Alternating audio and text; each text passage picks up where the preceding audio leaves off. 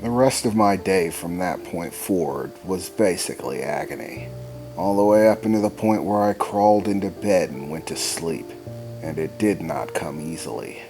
I spent the entire time worrying about whether or not Eliza would be okay, and whether she'd be able to help us zero in on whoever it was that attacked us. We weren't going to be able to rest easily or focus on our magical corporation while this werewolf was still out and about. Splitting our focus was becoming tedious, getting in the way of work, the things that needed to be done in order to ensure our safety in the long run. The faster we can deal with it, the faster it can be over. I was so impatient that the next day, when Alice and Eliza were due to arrive, I was outside waiting for them when they showed up. Alice was, of course, the first to arrive. Her house was closer to mine than Eliza's was, and she elected to wait with me out front. And, of course, ask her own questions about what I had found in the dealer's book. I told her it'd be best if we simply wait until everyone's gathered together. There's no need to explain this more than once. It's just simpler that way. As Eliza's carriage began to approach the premises, I breathed a sigh of relief. I know Eliza has magic and can contact us or teleport if she needs to, but not hearing any word back definitely increased the tension. As her carriage pulled to a stop in front of the estate, and she began to exit, I wasn't too surprised when I saw that she had some tag-alongs for the moment.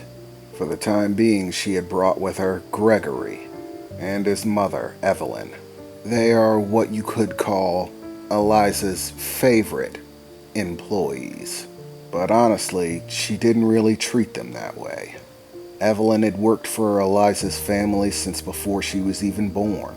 She worked for Eliza's grandfather when she was still a girl. And when she got older and had a child of her own, he came to work for the Evergarden family right along with her. As she exited the carriage, she had brought some more baggage with her. It had become routine for Eliza to bring over large amounts of equipment, things that she wanted or needed for the process of working on our projects, experimenting with mixing science with magic in new ways to create something that she felt would be a sustainable product. Gregory, who was a year older, maybe a little bit more than us and Eliza, a boy with short-cut red hair, properly kept of course, and his mother, a fairly good-looking woman, well-kept and maintained in her maid's outfit, helped Eliza carry her baggage to the front. "Hello, Reginald," Eliza said in a somewhat annoyed way, which matched her expression perfectly, as if she was angry about something. "It's okay, Gregory. Evelyn, you can just leave the bags out here. There's no need for you to carry them inside. Mr. Worthington's employees can take care of it, I'm sure." Are you sure, Eliza?" Gregory said, still holding two of her bags. "Yeah, it's no problem, Gregory. Besides, I'm sure you guys have lots to do once you get back to the house." "Oh, Miss Eliza, you do spoil us so much. We assure you we can do it. In fact, it would be our genuine pleasure. You mustn't always take it so easy on us. We are employees of the Evergarden family, after all," Evelyn said, smiling down at Eliza. "Please don't talk like that, Evelyn," Eliza replied. "I mean, you guys have been working for our family for so long.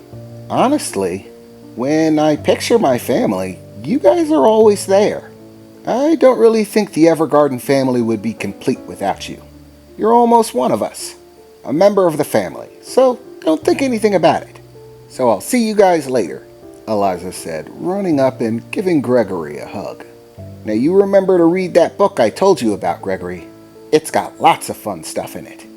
I always try to get Reginald to read books too, but he rarely ever does, preferring to read business books and adventure stuff.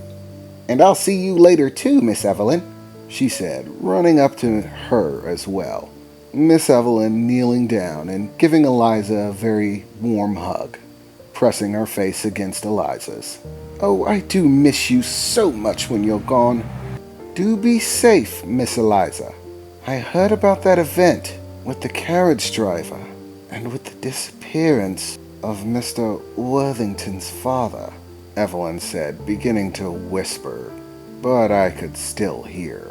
"To be frank, I find it questionable, Miss Eliza. I'd prefer it if you didn't spend so much time with them. But, as you seem to be fond of doing so, I suppose it's not my place. I simply worry about you is all," Evelyn said, releasing Eliza from the hug. "Oh, don't you worry about it, Evelyn. I'm a lot tougher than I look. After all, I'm an Evergarden, and no Evergarden goes down without a fight. But you guys have a nice ride home, okay? And Miss Evelyn, remember about that halfway bump? Last time you hit it, you smeared your face with makeup. It was a little funny, I have to admit. But I do know that looking attractive is important to a developed woman. Such as myself, of course." "Oh, thank you for the reminder, Eliza. You have fun with your friends," Evelyn said, as they turned around and started making their way back towards the carriage. "I'm already halfway through the book," Gregory said as he started walking away. "I don't really understand a lot of it, but I'm sure that you can give me some lessons. I'll see you later, Eliza," Gregory said as he hopped into the carriage along with his mother, and off they rode. To be honest, I wondered what it would be like to have employees who were more like family than workers. But honestly, I can't imagine treating any of my employees the way that Eliza treats Gregory and Evelyn, like their family. Well, now that that's taken care of, I suppose it's time to go inside and get to this little chat of yours, Reginald," Eliza said, with a somewhat disturbed expression, walking by me, still as if she's angry about something.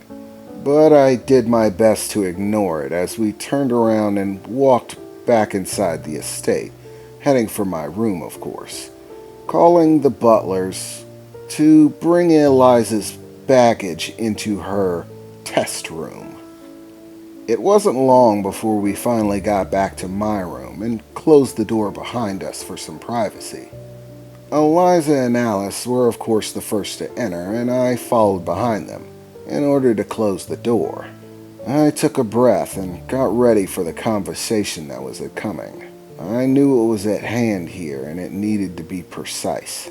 There was no time for a lack of knowledge anymore. But as I turned around to face Eliza and Alice, I was surprised with a sucker punch. "You big jerk!" Eliza shouted after hitting me directly in the shoulder. And surprisingly, it actually hurt a good deal. Eliza was small, but I'll be darned if her strength didn't surpass her genuine size. I didn't really expect her to have a hook like that. "You mean to tell me that this entire time you thought that I was just sitting at my house defenseless?" Eliza said, glaring at me. "And you were just fine with that? You were such a jerk!" Eliza shouted. "Of course I set up defenses, Reginald. I mean, really, what if I had been attacked? You're not the only ones with magic. What if they had found out about me some other way and targeted me as an individual rather than the both of you?